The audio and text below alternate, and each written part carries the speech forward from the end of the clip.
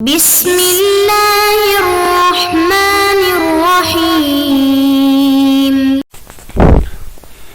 نحمده ونصلي على رسوله الكريم اما بعد بسم اللہ الرحمن الرحیم۔ عزیز طلباء، آج ہم کنز الدقائق حصہ دوم سبق نمبر 96 شروع کر رہے ہیں۔ اس سبق میں ہم کتاب الشہادہ سے باب الشہادت علی الشہادہ سے متعلق پڑھیں گے۔ آج کے اس سبق کا خلاصہ یہ ہے کہ گواہ میں نیابت چل سکتی ہے یا نہیں، اس کے بارے میں انشاءاللہ ہم فقہاء کرام رحمہم اللہ تعالی کی آراء پڑھیں گے۔ عزیز طلباء، آج کے اس سبق کا حاصل یہ ہے کہ مصنف علیہ الرحمہ سے پہلے کتاب الشہادہ علی الشہادہ کا حکم ذکر کریں گے کہ گواہی بر گواہی دینے کی شرعاً اجازت ہے یا نہیں۔ تو ائمہ ثلاثہ رحمہم اللہ تعالیٰ کے ہاں گواہی پر گواہی یہ مطلقاً جائز ہے، اس میں کسی قسم کی شرائط نہیں۔ البتہ پھر کتنے گواہ نائب ہونے ضروری ہے، اس کی تفصیل انشاءاللہ کتاب میں آ رہی ہے۔ اور ائمہ حناف رحمہم اللہ تعالیٰ کے ہاں گواہی پر گواہی کی صرف ان حقوق میں اجازت ہے جو حدود اور قصاص کے علاوہ ہو۔ حدود اور قصاص میں گواہی میں نیابت نہیں چلے گی، باقی حقوق میں چل سکتی ہے، لیکن باقی حقوق میں بھی نیابت کے لیے ائمہ احناف نے 4 شرائط لگائی ہے۔ ان شرائط میں سے پہلی شرط وہ یہ ہے کہ بناء الشہادت الفروع علی شہادت الاصول، کہ فروع کی جو شہادت ہوگی، نائبین کی جو شہادت ہوگی، اس کی بنا اصل گواہوں کی گواہی پر ہو۔ دوسری شرط یہ ہے کہ التحمیل ہو، یعنی اصول نے فروع کو گواہی سپرد کیا ہو اور گواہی میں ان کو نائب بنایا ہو۔ اور تیسری شرط ہے کہ العجز عن حضور الاصلی، یہ عام حالت میں نائب نہ بنایا ہو، بلکہ اصل گواہوں کا عدالت میں حاضر ہونا جو ہے وہ کسی عذر کی بنا پر جو ہے محال ہو، مشکل ہو، عاجز ہو شرعاً۔ وہ عاجز کیا کیا چیزیں ہیں، اس کی تفصیل بھی انشاءاللہ کتاب میں آ رہی ہے۔ اور چوتھی شرط یہ ہے کہ تعدیل الشہود، کہ اصل گواہوں کی تعدیل بھی قاضی پر اشکارا ہو، قاضی جو ہے وہ اصل گواہوں کی تعدیل کر چکا ہو، یا فروع کہ ہاں وہ عادل ہوں اور ان کی تعدیل فروع پر واضح ہو۔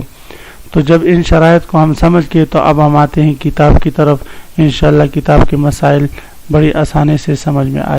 تو عزیز طلبہ، سب سے پہلے ہم عبارت پڑھتے ہیں باب الشہادت علی الشہادت تقبل فيما لا يسقط بالشبهة إن شهد رجلان على شهادة شاهدين، ولا تقبل شهادة واحد على شهادة واحد، والإشهاد أن يقول اشهد على شهادتي أني أشهد وأن فلانا أقر عندي بكذا، وأداء الفرع أن يقول أشهد أن فلانا أشهدني على شهادته أن فلانا أقر عنده بكذا وقال لي اشهد على شهادتي بذلك، ولا شهادة للفرع بلا موت أصله أو مرضه أو سفره فإن عد لهم الفروع صحا۔ تو مصنف علیہ الرحمہ فرما رہے ہیں یہ باب ہے شہادت علی شہادت کے بیان میں، یعنی گواہی بر گواہی دینے کے احکام سے متعلق ہے۔ عزیز طلبہ، گواہی پر گواہی دینا یعنی گواہی میں نیابت جو ہے قیاس کا مقتضا تو یہ ہے کہ یہ جائز نہ ہو، اس لیے کہ گواہی یہ عبادت بدنیہ ہے اور تمام عبادت بدنیہ میں نیابت نہیں چلتی، لہذا اس میں بھی نیابت جائز نہیں ہونی چاہیے۔ لیکن چونکہ بہت سارے گواہ بوجہ مجبوری قاضی کے عدالت میں جانا ان کے لیے مشکل ہوتا ہے، اور یا دور ہونے کی وجہ سے یا سفر پر ہونے کی وجہ سے یا مریض ہونے کی وجہ سے یا عاجز ہونے کی وجہ سے مختلف اعذار کی بنا پر، تو اگر ہم نے گواہ میں نیابت کا دروازہ بند رکھا تو اس سے عزیز طلباء بہت سارے حقوق ضائع ہونے کا خطرہ ہے۔ تو اس لیے حقوق کو ضیاع سے بچانے کے لیے فقہاء نے گواہ میں نیابت کی اجازت دے دی۔ مثلا بہت ہی باپردہ عورت ہے، کبھی گھر سے باہر نکلی نہیں اور وہ کسی معاملے میں گواہی دینا چاہتی ہے، اور وہ گواہی جو ہے اس کی نزدیک حق ہے، اب وہ لوگوں میں بالکل جا نہیں سکتی پردے کی بنا پر، اگر وہ کسی کو اپنا نائب بناتی ہے تو اس کو شرعاً اجازت ملنی چاہیے، کیونکہ تاکہ اس کے پردہ بھی محفوظ رہے اور جو گواہی شرعاً اس پر لازم ہے وہ گواہی بھی وہ دے سکیں۔ تو اس لیے استحساناً یہ گواہ میں نیابت کی اجازت دے دی گئی ہے، اگرچہ قیاس کا تقاضا تو یہی ہے کہ گواہی میں نیابت نہیں ہونی چاہیے۔ تو فرماتے تقبل فیما لا یسقط بالشبہۃ، لیکن یہ صرف انہی حقوق میں ہوگا جو حقوق حدود اور قصاص سے متعلق نہ ہو، اس لیے کہ حدود اور قصاص جو ہے وہ تو ادنیٰ شبہ سے ساقط ہو جاتے ہیں، تو حدود اور قصاص میں کی گواہی میں نیابت نہیں چلے گی، باقی دیگر قسم کے حقوق میں نیابت چلے گی۔ تقبل فیما لا یسقط بالشبہۃ فرماتے ہیں کہ گواہی قبول کی جائے گی ہر ایسے حق میں، فیما ای فی کل حق، ہر ایسے حق میں لا یسقط بالشبہۃ جو شبہ سے ساقط نہ ہوتا ہو۔ ان شہد رجلان علی شہادت شاہدین، اب یہاں سے مصنف علیہ الرحمہ شہادت علی شہادہ کی شرائط میں سے پہلی شرط کا ذکر فرما رہے ہیں۔ وہ شرط کیا ہے کہ بناء شہادت الفروع علی شہادت الاصول، کہ فروع کی شہادت کی بنا وہ اصول کی شہادت پر ہونی چاہیے، یعنی جتنے اصول ہیں دو گواہ ہیں تو دو ان کے نائب بن کر ان کی طرف سے گواہی دیں۔ اب اس میں یہ کتنے لوگ جو ہے نائب ہونا ضروری ہے، تو اس میں امام مالک رحمہ اللہ تعالیٰ فرماتے ہیں ایک فرع کی گواہی ایک اصل کی جگہ پر قبول کی جا سکتی ہیں، یعنی امام مالک رحمہ اللہ تعالیٰ کے ہاں۔ حنفیہ رحمہ اللہ تعالیٰ فرماتے ہیں کہ دو نائبین کی گواہی دو اصل لوگوں کے بدلے میں قبول کی جائے گی، یعنی دو نائب کی گواہی اس شرط پر قبول ہوگی کہ وہ دو اصل لوگوں کی جگہ پر گواہی دے۔ اگر ایک فرع اور ایک اصل گواہی دیں گے تو یہ ٹھیک نہیں، دو فرع گواہی دیں گے دو اصل گواہ کی جگہ پر تو یہ ٹھیک ہے۔ امام شافعی رحمہ اللہ تعالیٰ فرماتے ہیں کہ ہر اصل کے بدلے میں دو فرع گواہ ہوں گے تب ان کی گواہی قبول ہوگی، اس کے بغیر قبول نہیں، کہ گویا ان کے ہاں دو اصل گواہوں کے لیے چار فرع گواہ ہونا ضروری ہے۔ بہرحال ائمہ حناف رحمہ اللہ تعالیٰ کا قول درمیانہ قول ہے کہ دو اصل گواہوں کی جگہ دو فرع گواہ ہونے چاہیے۔ تو فرماتے ان شہد رجلان، اگر دو آدمیوں نے گواہی دی علی شہادت شاہدین، دو اصل گواہوں کی گواہی پر، دو اصل گواہوں کی گواہی پر، ولا تقبل شہادت واحد علی شہادت واحد، فرماتے ہیں کہ ایک فرع کی گواہی ایک اصل کی گواہی کی جگہ پر قبول نہیں کی جائے گی۔ تو لا تقبل شہادت واحد، فروع میں سے ایک فرع کی گواہی قبول نہیں کی جائے گی، علی شہادت واحد، اصل میں سے ایک کی گواہی پر، جب تک کہ دو اصل کی جگہ فروع نہ آئے۔ والاشہاد، اب یہاں سے کیفیت شہادت کا ذکر ہے اور ساتھ ساتھ جو ہے شرط ثانی کا بھی ذکر ہوگا۔ کیفیت شہادت کیسے ہوگی بھئی، وہ کس طریقے سے گواہ اصل گواہ اپنا نائب بنائے گا، اس کا طریقہ ذکر ہو رہا ہے، اور اس میں شرط ثانی جو تحمیل ہیں اس کا بھی ذکر ہو جائے گا کہ جب تک اصل اپنی گواہی کسی کے سپرد نہ کرو اس وقت تک وہ اس کی جگہ گواہی نہیں دے سکتا۔ والاشہاد، اور گواہ بنانے کا طریقہ یہ ہے کہ ان یقولا کہ اصل شاہد فرا سے کہے اشہد علی شہادتی، تو گواہ بن جا میری گواہی پر، انی اشہد کہ میں یقیناً میں گواہی دے رہا ہوں، میں گواہی دے رہا ہوں، وَأَنَّ فُلَانًا أَقَرَّ عِنْدِي بِكَذَا کہ فلاں نے میرے پاس اتنے اتنے مال کا اقرار کیا ہے، کہ فلاں نے میرے پاس اتنے اتنے مال کا اقرار کیا ہے۔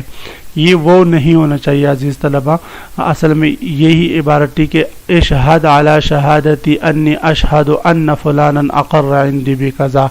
تو گواہ فرع گواہ بنانے کا طریقہ یہ ہے کہ اصل کہے اشہد علی شہادتی، تو میرے گواہی پر گواہ بن جا، میں گواہی دے رہا ہوں کہ فلاں شخص نے میرے پاس اتنے مال کا اقرار کیا ہے، اس پر تو گواہ بن جا اور جا کر قاضی کی عدالت میں یہ گواہی پیش کر دے۔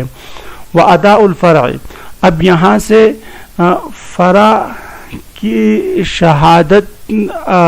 پیش کرنے کی کیفیت کیا ہوگی؟ تو گویا کہ صفت و اداء شہادت الفرعی، فرع کی گواہی کی ادائیگی کا طریقہ ذکر ہو رہا ہے کہ فرع گواہ جو ہے، نائب گواہ جو ہے، وہ قاضی کی عدالت میں گواہی کیسے پیش کرے گا؟ ان یقول، وہ کہے اشہد، میں گواہی دیتا ہوں، ان فلانن کی یقیناً فلاں شخص نے اشہدنی مجھے گواہ بنایا ہے، علی شہادتی ہی اپنے گواہی پر۔ کون سی گواہی پر؟ کہ ان فلانن کہ اس فلاں شخص نے اقر عندہ اقرار کیا ہے اس میرے اصل گواہ کے پاس، بقضا اتنے مال کا، اور اس گواہی پر اس نے مجھے گواہ بنایا ہے، اس کا ساتھ ذکر کرے۔ تو یہ فرع جب قاضی کی عدالت میں گواہی دے گا تو اس کی گواہی دینے کا طریقہ یہ ہونا چاہیے۔ وقال لی، اور اس نے مجھے کہا ہے، اس اصل گواہ نے مجھے کہا ہے، اشہد علی شہادتی بذالک، تو میری گواہی پر گواہ بن جا، بذالک اس معاملے میں، اس واقعے میں، تو اس واقعے میں، اس مسئلے میں آپ میرے گواہی پر گواہ بن جائے اور جا کر قاضی کی عدالت میں یہ گواہی دے دے کہ فلاں شخص نے میرے سامنے اتنے اتنے مال کا اقرار کیا ہے۔ تو فرماتے ہیں اس صورت میں پھر اس کی بات مانی جائے گی اور فرع کی گواہی قابل قبول ہوگی۔ ولا شہادت للفرع بلا موت، اب یہاں سے مصنف علیہ الرحمہ تیسری شرط کا ذکر فرما رہے ہیں۔ وہ شرط یہ ہے کہ فرع کی گواہی اسی صورت میں مقبول ہوگی جب اصل گواہ گواہی دینے سے عاجز ہو۔ عاجز ہونے کی صورت یہ ہے کہ وہ ابھی تک جو ہے مرا نہ ہو، یا وہ مریض ہو کہ وہ مر چکا ہو، یا یہ کہ وہ مریض ہو، یا یہ کہ وہ سفر پر ہو۔ اس صورت میں ان اعذار کی بنا پر جو ہے پھر فرع کی گواہی قبول ہوگی، اس کے بغیر قبول نہیں ہوگی۔ تو فرماتے ولا شہادت للفرعی، اور فرع کی گواہی مقبول نہیں ہوگی، ای ولا شہادت مقبولۃ للفرعی، فرع کی گواہی مقبول نہیں ہوگی، بلا موت اصلی ہی، بغیر اس کے کہ اس کا اصل یعنی فرع کا اصل وہ مر جائے، یعنی اس کے مرنے کے بعد اس کی گواہی مقبول ہوگی، او مرضی ہی، ای بلا مرضی ہی، یا اصل کے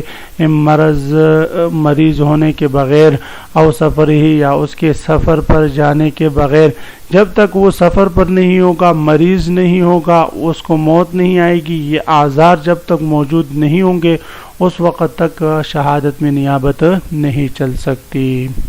یہ تیسری شرط کا گویا بیان ہوا۔ چوتھی شرط فَإِنْ عَدَّ لَهُمُ الْفُرُوعُ صَحَّ، اگر فروع نے جو گواہ نائب بننے جا رہے ہیں انہوں نے اصل گواہوں کی تعدیل کر دی اور کہتے ہیں پہلے ہم یہ تو معلوم کر لیں کہ یہ سچے لوگ ہیں، عادل ہیں، دیانتدار ہیں، متدین ہیں یا ویسے ہیں، تو فرماتے ہیں اگر انہوں نے تعدیل کر کے وہ نیابت کے لیے تیار ہوئے تو قاضی کو دوبارہ نیابت کرنے کی ضرورت بھی نہیں ہوگی اور ان کی تعدیل درست ہوگی قاضی کے پاس۔ ہاں اگر انہوں نے تعدیل نہیں کی تب بھی ان کی نیابت درست ہو جائے گی۔ ہاں قاضی پر پھر لازم ہوگا کہ وہ اصل گواہوں کی تعدیل کرے، اس کے بعد فیصلہ سنائے، اس کے پہلے نہیں۔ فَإِنْ عَدَّلَهُمْ، تو گویا کہ چوتھی شرط یہ ہے کہ یہ فروع اصل گواہوں کی تعدیل کرے۔ فَإِنْ عَدَّلَهُمْ، پس اگر انہوں نے تعدیل کر دی، ان کا تزکیہ کر دیا جو شہادت کے لیے ضروری ہے، تو فرماتے صحا، تو ان کے یہ تزکیہ اور تعدیل یہ صحیح ہوگا، اور قاضی انہی کی تزکیے پر اکتفا کر لے گا اور آگے فیصلہ سنائے گا۔ تو عزیز طلبہ، آج ہم نے باب الشہادہ علی الشہادہ شروع کی کہ گواہی میں نیابت چل سکتی ہے یا نہیں۔ تو اس کے بارے میں ہم نے پڑھا کہ جو معاملات حدود اور قصاص کے علاوہ ہے، جو حقوق ان میں نیابت چل سکتی ہے، حدود و قصاص میں نہیں چل سکتی، لیکن ان دیگر حقوق میں جن میں شرعاً اجازت ہے، ان میں بھی شریعت نے کڑک شرائط لگائی ہے۔ 4 شرائط کا ذکر کیا مصنف علیہ الرحمہ، جن کی تفصیل ہم نے پڑھ لی۔ عزیز طلبہ، اس سبق کو خوب غور سے سنیں اور یاد کریں۔ اللہ تعالی ہمارا حامی و ناصر ہو۔ آمین۔ وآخر دعوانا ان الحمد للہ رب العالمین۔